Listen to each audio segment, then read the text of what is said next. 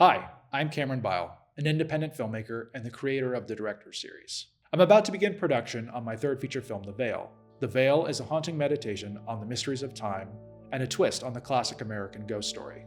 Check out our fundraising page on Seed and Spark to learn more details about the movie and our unique production approach. Thank you for your support. This episode is brought to you by Indie Film Hustle TV, the world's first streaming service dedicated to filmmakers, screenwriters, and content creators. Learn more at indiefilmhustle.tv.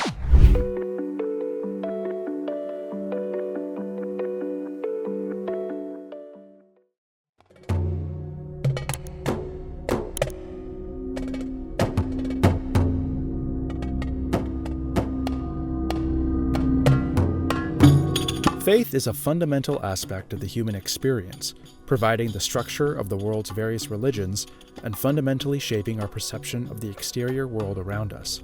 And yet, faith and religion are not the same thing. If religion is communal, structural, and organized, faith is personal, deeply intimate, private, and always in flux. Conflict can erupt when we conflate the two, especially when otherwise well-meaning authorities dictate the paths that we must take on our individual journeys. Raised in the Roman Catholic tradition of Christianity, director Martin Scorsese has experienced this bitter conflict firsthand. The mystery of faith is a core tenet of his artistry, with the austere theatricality of Catholicism shaded by his natural curiosity and capacity for critical thought. As his faith has matured, the act of questioning, of digging deeper into the why behind the what, would serve to actually reinforce his convictions where they might otherwise sow doubt. As an adolescent, he aspired to the priesthood, until he discovered that the movie theater was his true church. As he developed into a filmmaker, the idea of delivering his own take on the story of Jesus Christ never strayed far from his mind. In 1972, on the set of his second feature Boxcar Bertha, Scorsese was given a book by his lead actress, Barbara Hershey, Nikos Kazantzakis' The Last Temptation of Christ.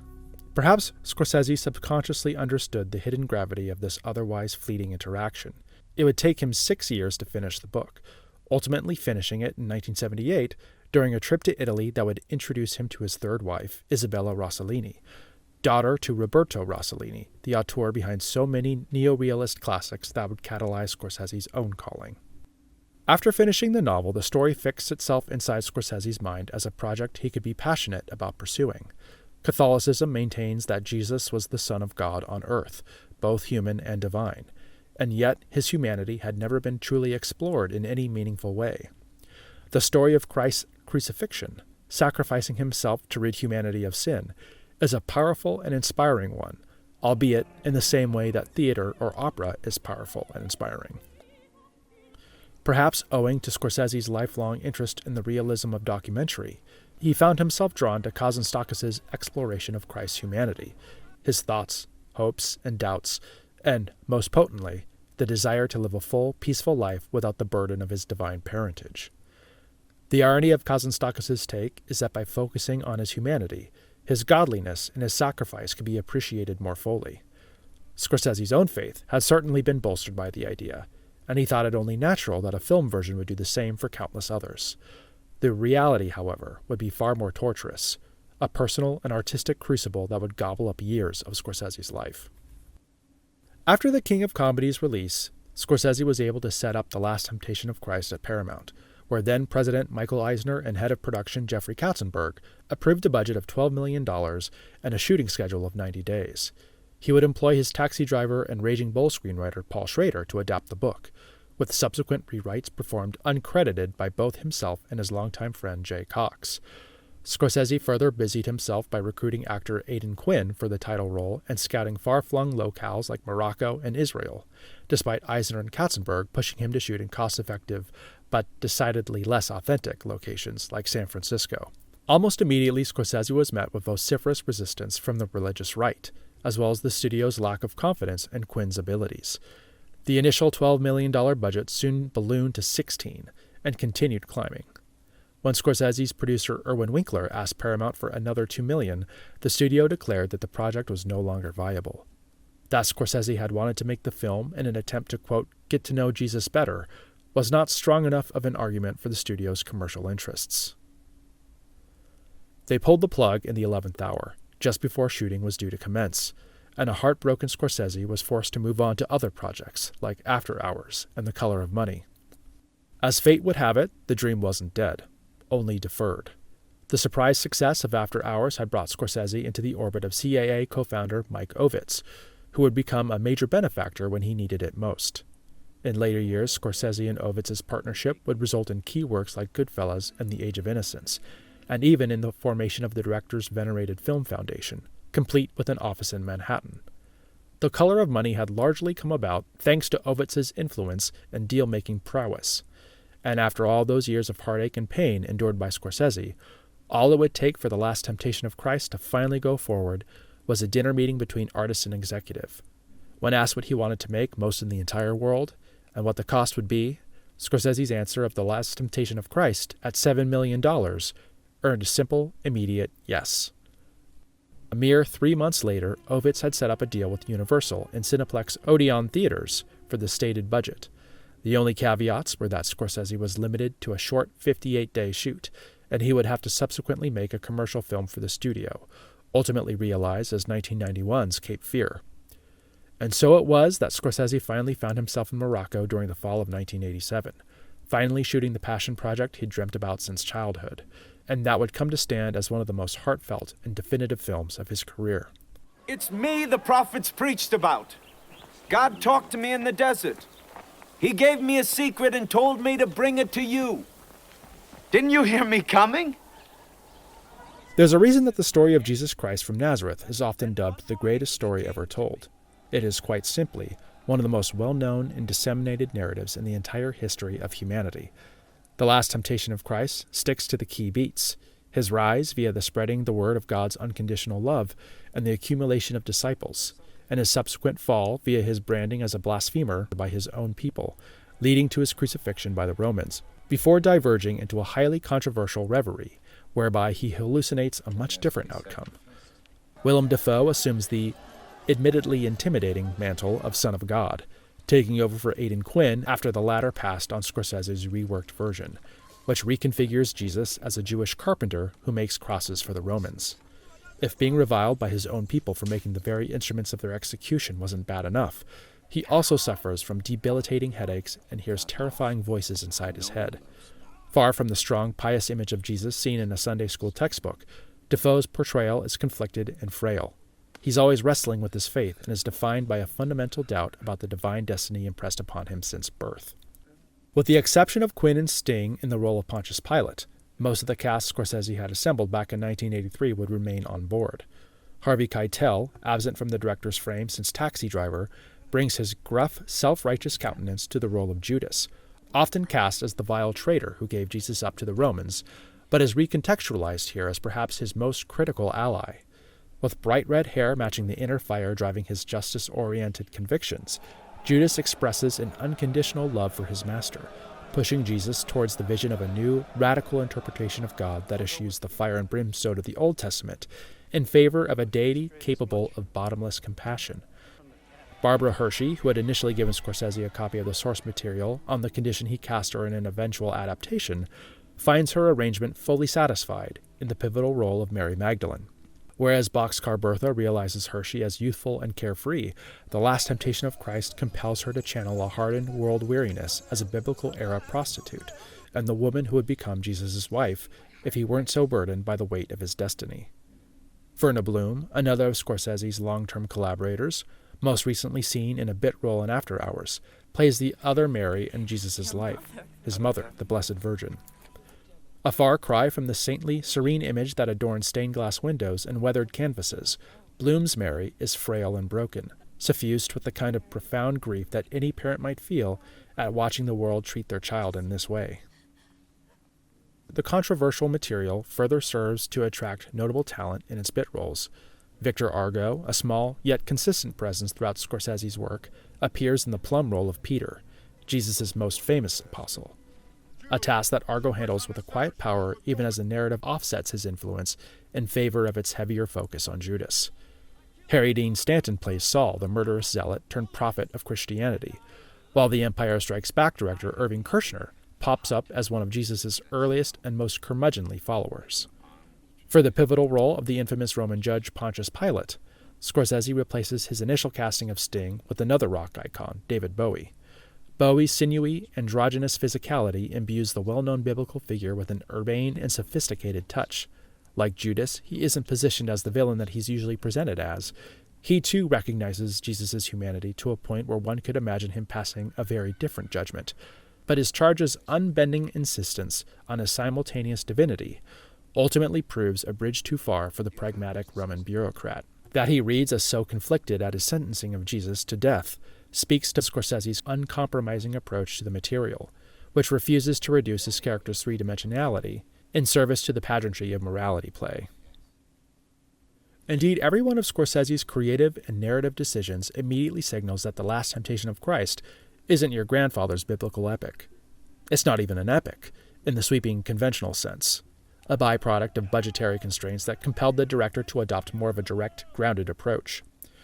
Whereas the conventional paradigm would have one believe that biblical figures were walking around the desert talking in British accents, Scorsese's vision allows for the use of his actors' natural accents and vocal inflections, even if it sounds like they just stepped out of a deli in Little Italy. Believe me, those who are laughing now will be crying later. An approach that's incongruous only in the same sense that British accents could exist 1,500 years before the existence of that particular empire. Scorsese's technique works to draw out the truth and immediacy inherent to these characters, using the conceits of documentary to remind us these ancient figures were all too human, capable of flaws, mistakes, and misjudgment. This makes the dramatic leap of the titular Last Temptation sequence, in which Jesus receives a vision of an angelic young girl while on the cross, and is coaxed down to live a life of domestic marital bliss with Mary Magdalene, only to discover on his deathbed that he's betrayed his destiny and forsaken his people, all the more sympathetic and meaningful. Scorsese isn't usually regarded as a minimalist. Indeed, the scaled-back aesthetic of The Last Temptation of Christ is more of a necessary function of its reduced budget rather than any preconceived artistic intention. That doesn't take away from its effectiveness, however, as a prime example of what Schrader describes in his seminal book Transcendental Style in Film as, quote, an aesthetic of paucity, using the most rudimentary conceits of film grammar in a manner that maximizes the effectiveness of its storytelling. As pioneered by early influential filmmakers like Robert Bresson, Yasujiro Ozu, and Carl Theodor Dreyer, this idea is employed throughout The Last Temptation of Christ by equating the simple magic of filmmaking with Jesus' divinity. Splashy visual effects aren't used to depict his miracles. Rather, Scorsese and longtime editing partner Thelma Schoonmaker lean on the humble cut, letting what's implied in the space between two separate shots inform our sense of meaning. Returning cinematographer Michael Ballhaus proves instrumental in Scorsese's desire to make the most of his limited resources. This starts with a collection of meticulously chosen locations, which serve to recreate ancient Jerusalem with a windswept grittiness and tactile immediacy.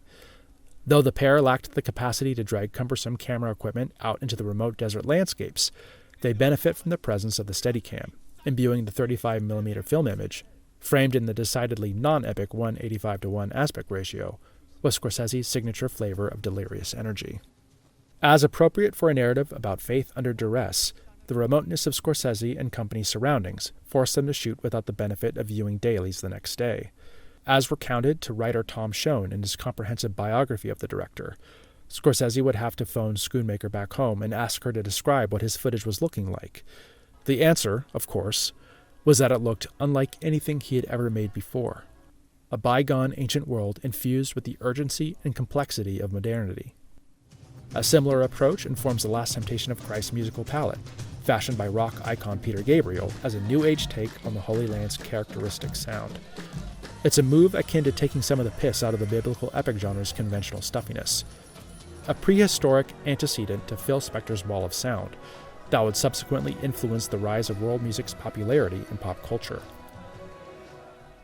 At the time of its making, The Last Temptation of Christ would position itself as the logical summation of Scorsese's artistic signatures and fascinations.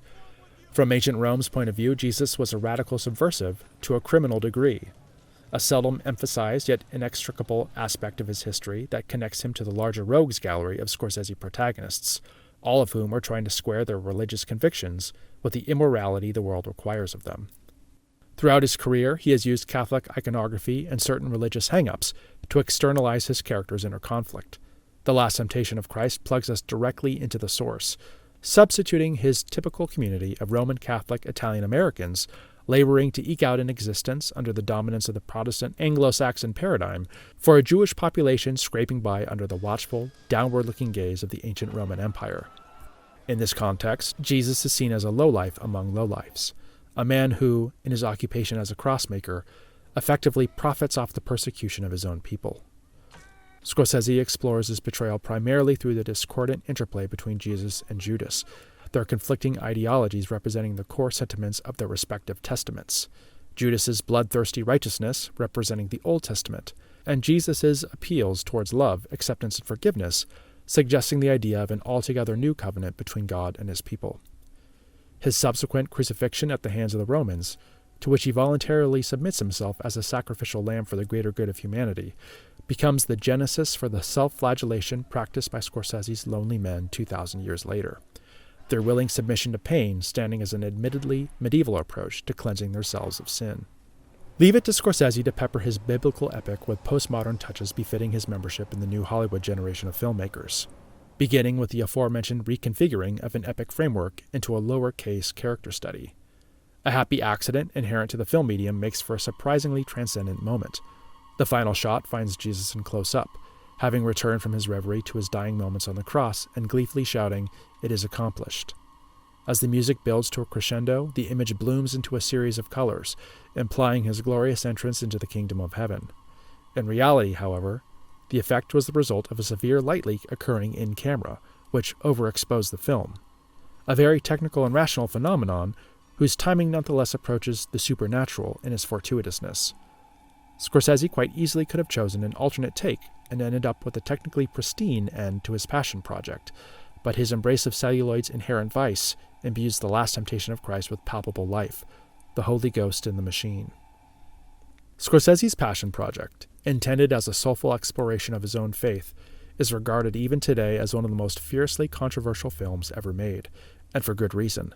If held deeply enough, a person's religious convictions inform their very identity.